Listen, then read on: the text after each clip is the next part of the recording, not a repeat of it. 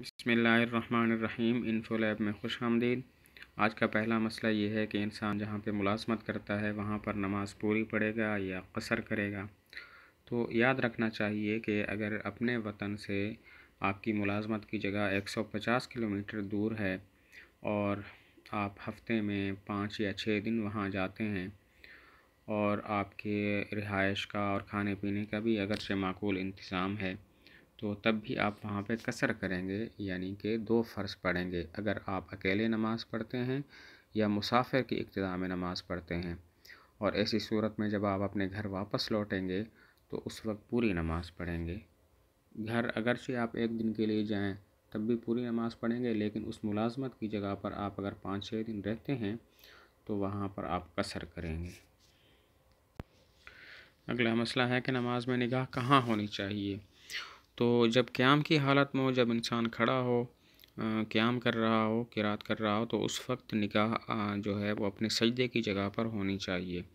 اور جب اتحیات میں بیٹھا ہو تو اس وقت جو نگاہ ہے وہ اپنی گود پر ہونی چاہیے۔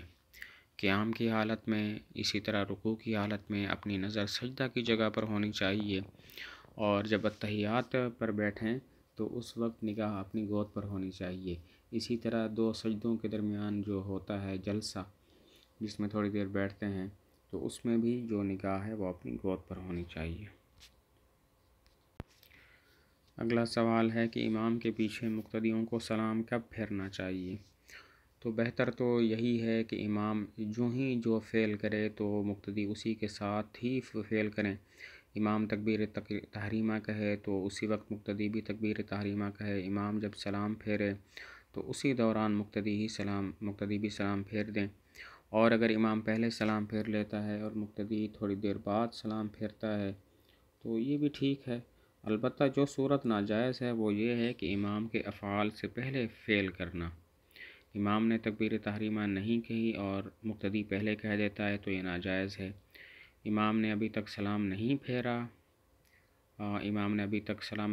اور مقتدی سلام پھیر لیتا ہے تو پھر یہ صورت ناجائز ہے۔